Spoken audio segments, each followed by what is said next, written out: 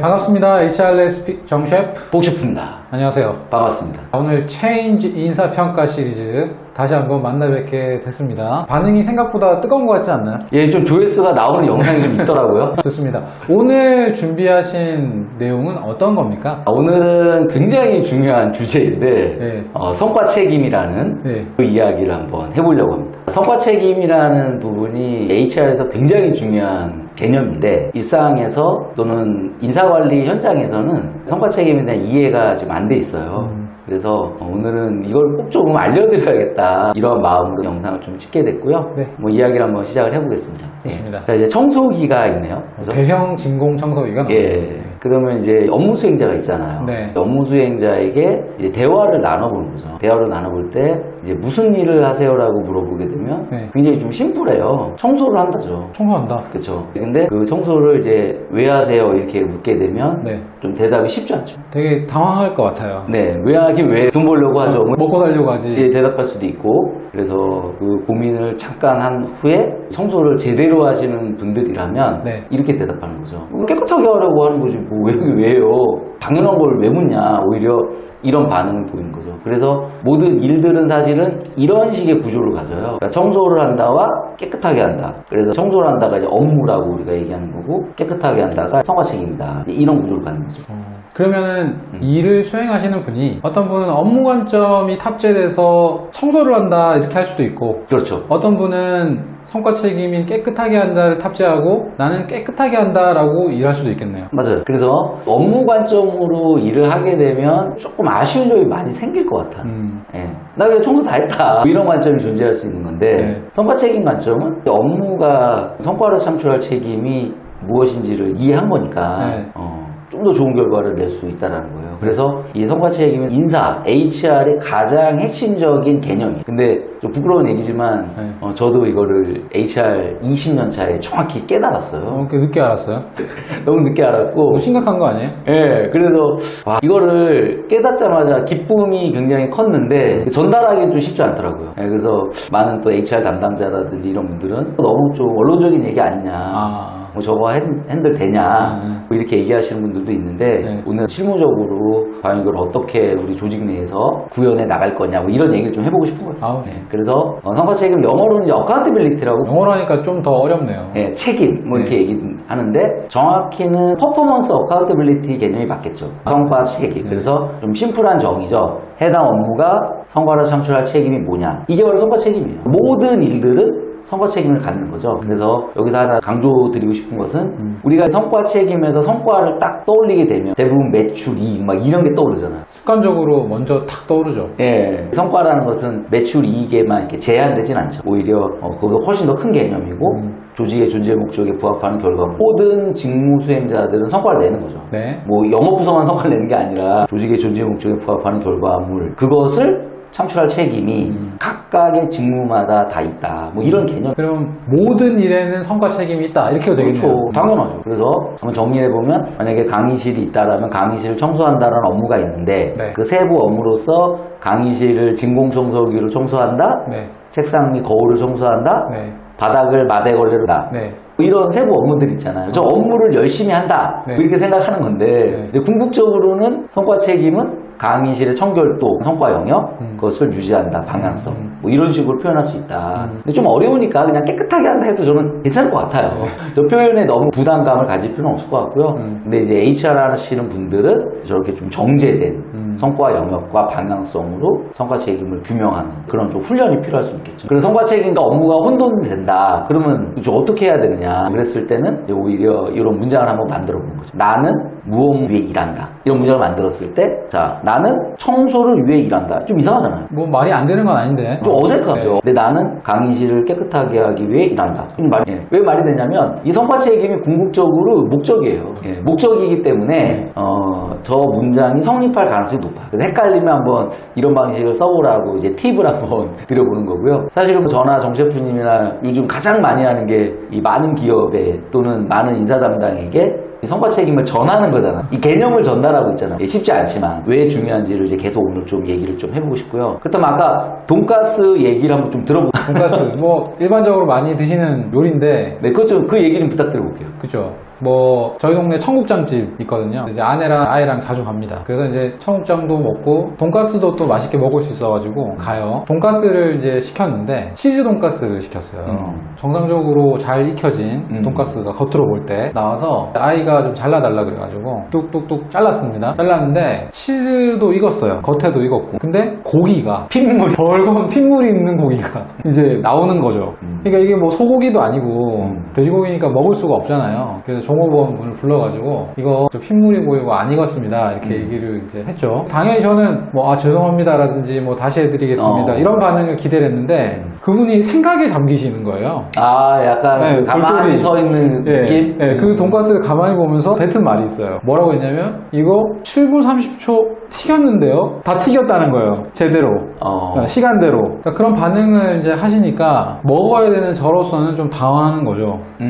그러니까 본인은 7분 30초든 뭐 8분이든 저는 뭔지는 잘 모르겠고 먹을 수 있게 해주는 게 저한테는 중요한 건데 그치. 그분은 튀겼다는 거에 집중하시더라고요. 그러니까 매뉴얼대로 튀겼고 튀긴 거 내줬으니까 문제가 없다는 거예요. 그러니까 처음에 저는 좀 이해를 못했는데 그분의 반응을 그러니까 왜 그랬는지 성과 책임을 생각하니까 좀 이해를 하게 되더라고요. 제가 사실은 이 이야기를 들었을 때 네. 저는 이건 성과 책임의 사례다라는 생각이 딱 들었던 아, 게 그러니까 7분 30초 매뉴얼대로 돈가스를 튀겼다. 이건 업무잖아요. 그러니까 이분은 업무를 한 거야. 그러니까 뭔가 그 식당의 업무 정리된 매뉴얼에는 그쵸. 돈가스를 냉동실에서 튀기고 내준다 이렇게 돼 있겠죠. 그렇죠. 그런데 결국에 7분 30초 튀기는 것은 적정하게 익히려는 건데 지금 안 익은 거잖아요. 네. 그 안 익은 걸 고객이 얘기하는 건데 오히려 나는 업무를 했잖아. 왜 나한테 컴플레인이에요? 뭐 이런 반응이 지금 나왔다는 거죠. 근데 이제 정말 웃긴 거는 그분이 들고 가서 다시 있는 걸 그대로 기름에 넣어서 튀겨서 가지고 왔어요. 네. 생각해보세요. 치즈 녹은 돈가스를 잘랐는데 그대로 기름에 넣었다 가져오면 어떨 것 같아요? 치즈가 막 엉겨 붙었을 것 같은데. 치즈인지 껍데기인지 모르겠고 익긴 익었죠 또. 근데 그분이 끝까지 말한 게 있어요. 이거 분명히 시간 그대로 튀긴 겁니다. 우리는 업무를 했다. 네. 제가 그거를 보면서 생각을 많이 하게 됐어요. 네. 돈가스 사례가 어떻게 보면 일상생활에서 일어나는 성과책임 사례인 것 같아요. 예, 너무 감사드리고요. 자, 그럼 성과책임 진짜 기업 사례 하나 소개해드리고 싶은 게 있는데 이 응급실 사례를 한번 이야기를 해보고 싶어요. 네네. 자, 응급센터장이 만약에 새로 부임을 했다. 그럼 그 센터장은 과연 어떻게 일을 시작할까요? 성과 책임이 없다면 이 센터장의 성향에 따라 달라지겠죠. 그렇죠. 자기가 뭐를 중요하게 여기느냐에 따라서 뭔가 또 정책이 달라지겠죠. 맞아요. 그럴 수 있어요. 근데 만약에 이 응급실의 센터장이 성과 책임에 대한 인식이 있는 사람이라면 오자마자 이렇게 물어본다는 거죠. 네. 응급실의 성과 책임이 과연 뭐냐? 그러면 응급실은 환자를 신속하게 진료한다라는 성과 책임을 갖잖아요. 네. 그렇죠? 그러면 지금 우리는 어떻게 하고 있어? 이렇게 들어가는 거예요. 그랬더니 대기 시간이 30분이 다 넘어가는 거야. 그러면 현재와 성과 책임에 큰 차이가 이제 있는 거예요. 그러니까 환자를 신속하게 진료를 못하고 있는 거다. 자, 그렇다면 뭐 해야 돼? 그랬더니 응급진료 프로세스가 접수도 하고 진료 신청서도 작성하고 예진도 하고 진료도 하고 뭐 이렇게 돼 있다라면 이거는 우리가 반드시 이렇게 거쳐야 되는 건 아니거든요. 근데 제가 이 사례를 준비하면서 전국의 응급실에 홈페이지를 다 들어가 봤는데 진짜 딱 두 병원 빼고는 전부 다 이렇게 돼 있어요. 접수처에서 접수한 다음에 진료 신청서를 뭔가 써야 돼. 그리고 예진이라고 해가지고 뭐 간단한 뭐 상담 비슷한 걸 해야 되고요. 네. 그리고 이제 그 다음에 의사가 와서 보는 거예요. 근데 응급 환자라면 과연 반드시 이렇게 해야 될까요? 근데 두 병원은 어떻게 됐냐면 접수, 진료예요. 와, 두 가지가 생각돼 있네. 네. 그럼 그 병원은 어떻게 그렇게 바꿀 수 있느냐. 이 응급실의 성과 책임을 인식했을 가능성이 높은 거고, 만약에 이제 응급센터장이 내가 응급센터장으로서 이거는 성과 책임을 달성하기 위해서 당연히 이 진료 프로세스를 난 좀 바꿔야 될 것 같은데 한번 해보자. 이렇게 이제 제안할 수 있겠죠. 네. 이게 바로 그 당해년도의 응급실의 성과 목표일 수 있는 거죠.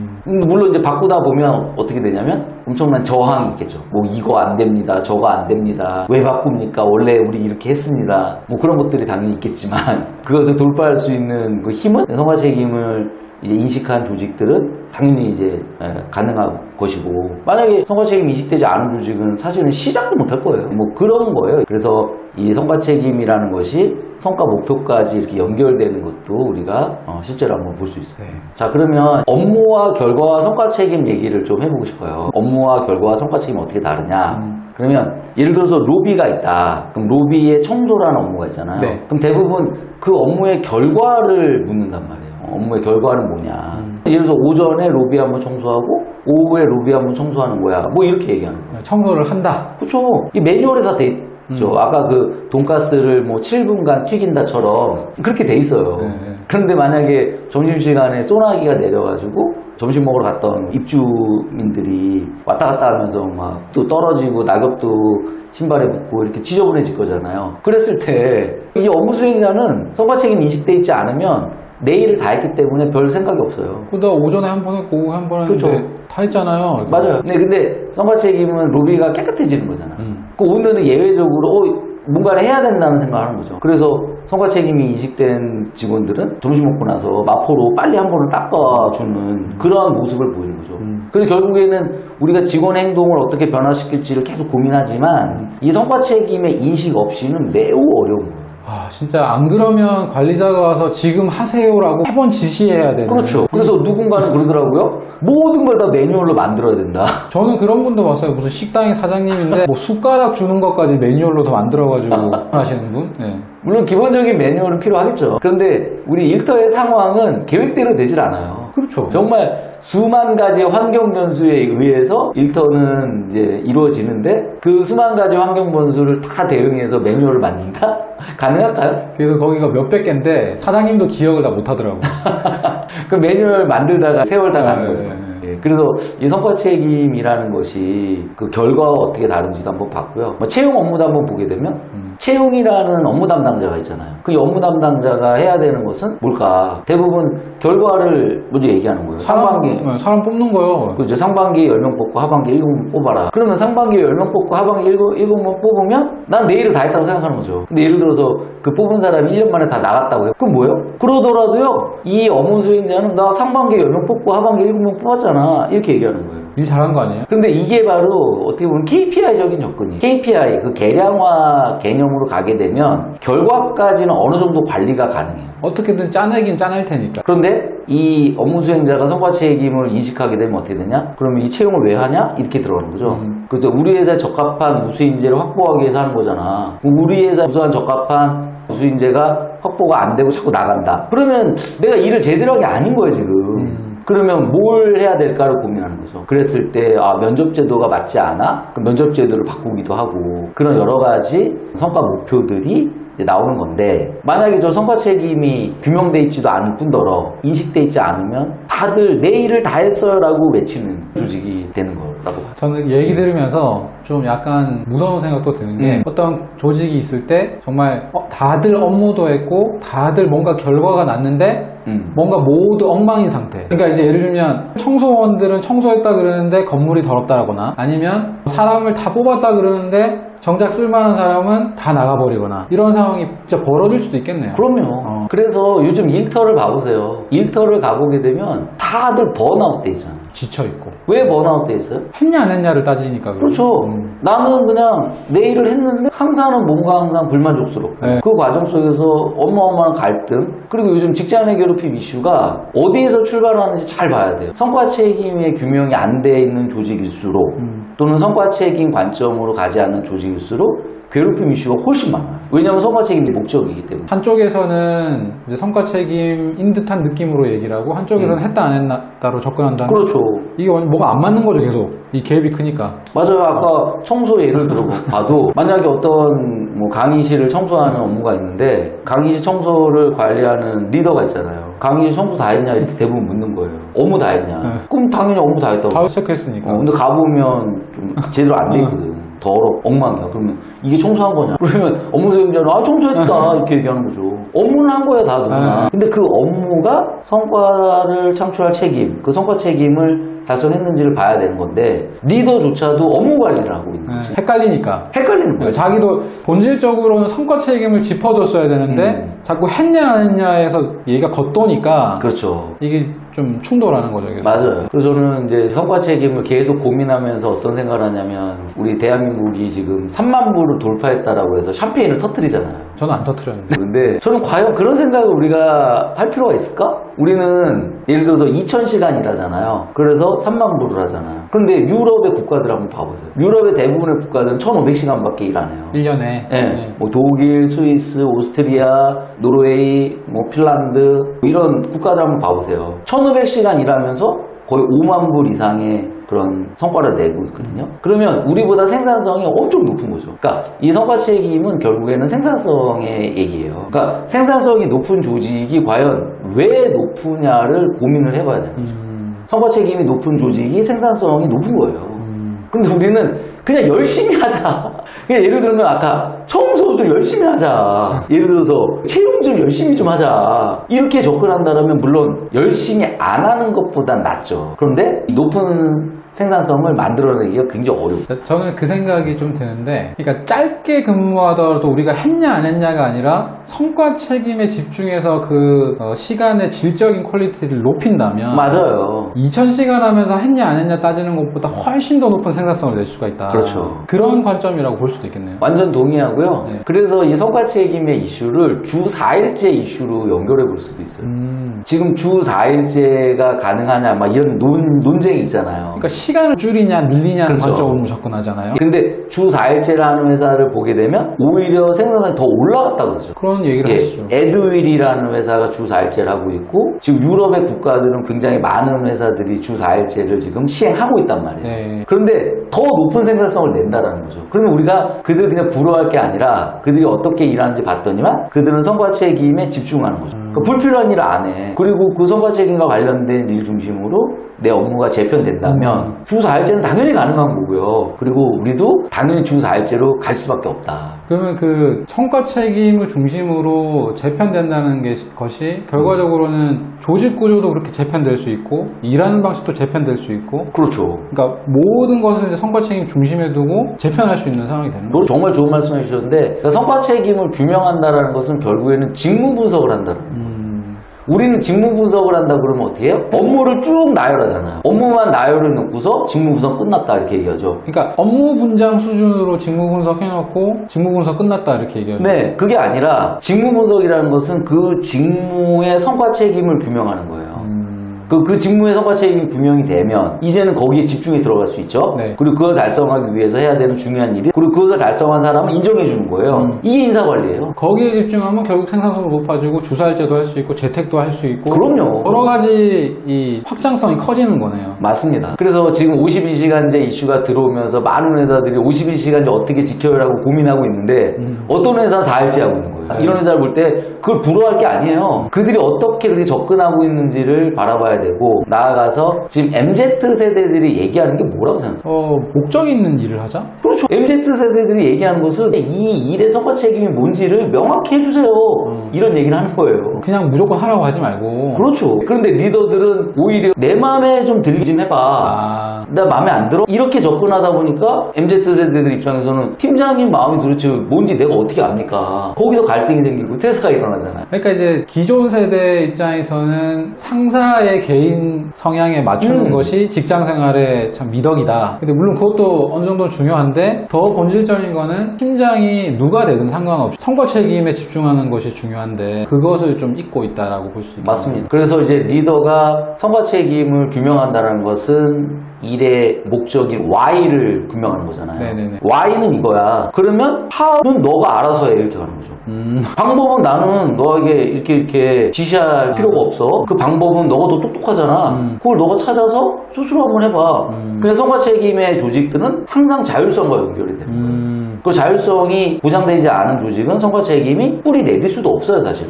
책임만 강조하게 되면 굉장히 경직되고 무거운 조직이 되는데 자율성을 주니까 책임을 인식을 정확히 하고 네. 그에 맞게끔 일한다면 우리는 자율성을 주겠습니다. 이런 관점이에요. 맞아요. 그래서 이 책임과 자율이라는 이 두 키워드가 시소의 균형과 같이 맞춰지는 거예요. 저는 들으면서 굉장히 인간적이다. 너무 좋은 키워드야. 지시하고 막 이런 거 비인간적이다 그러는데 성과 책임 부담되니까 힘들다고는 하지만 곰곰이 생각해보면 인간성의 본질이 자율 아닙니까? 맞습니다. 그러니까 그걸 인정해주고 책임을 지게 하고 근데 또 그 책임을 뭐 혼자 다져 이런 게 아니라 조직이 그걸 달성할 수 있게 도와주고 굉장히 인간적인 제도. 그렇죠. 그래서 이 성과 책임에서 이거 성과가 주는 좀 부정적인 이미지가 우리나라에 있어요. 맞아요. 성과라고 하게 되면 매출이면 나를 옥죄는 거, 네. 나를 쪼는 거, 나를 통제하는 거, 나를 피곤하게 하는 거. 네. 그러다 보니까 부정적으로 생각하잖아요. 네. 근데 전혀 그렇지 않다. 그 성과라는 단어의 왜곡이 지금 좀 안타깝고요. 성과라는 것은 조직의 존재 목적에 부합하는 결과물. 그렇죠? 그것이 성과라는 것이고 그 성과 책임 조직은 가장 인간적인 조직이다. 그리고 또 나아가서 그 성과 책임 조직을 어떤 분은 좀 느슨한 조직 아니냐 이렇게 얘기하는데 전혀 그렇지 않아요. 성과 책임 조직은 오히려 굉장히 엄격성이 있는 거예요. 그 직무의 성과 책임이 규명돼 있는데 그 직무의 성과 책임을 달성하지 못한다? 그 직무를 계속 못하는 거죠. 그러니까 내가 이거 했다 안 했다 수준이 아니라 어떤 영향력을 끼치는 것을 만들었느냐 그 얘기를 하는 거니까 굉장히 수준이 높아지는 거죠. 그럼요. 그래서 오늘 성과 책임에 대해서 한번 살펴봤는데요. 네. 자, 이게 사실은 개념도 좀 어렵고 그렇게 과연 우리 조직에 뿌리 내릴 수 있을까? 뭐 이런 의구심도 생길 수 있어요. 근데 저는 여러분이 이제 도전해 보셔야 된다. 네. 이런 생각을 항상 가지고 있고요. 네. 예담은 그 도전과 함께 합니다. 저희는 그 성과 책임을 돕는 일을 저희의 성과 책임으로 생각하고 있어요. 네. 그러니까 도움이 필요하다면 언제든지 연락 주시면 저희가 발벗고 뛰어갑니다. 저희는 이 모든 방법이 열려 있습니다. 강의도 가능하고 코칭, 컨설팅 모든 것들이 가능하니까요. 언제든지 연락 주시면 감사하겠습니다. 오늘 성과 책임 개념편 굉장히 유익했던 것 같은데 오늘 영상이 또 마음에 드셨다면 구독과 좋아요, 알림 설정 꼭 부탁드리고요. 다음 시간에는 뭐가 준비되어 있죠? 성과 책임 실전편을 한번 준비해봐야 될 것 같아요. 네, 또 개념도 중요하지만 우리 실전이 중요하잖아요. 실전편 기대하면서 오늘 여기까지 하도록 하겠습니다. 수고 많으셨고요. 네, 다음에 좋은 영상으로 뵙겠습니다. 감사합니다. 감사합니다.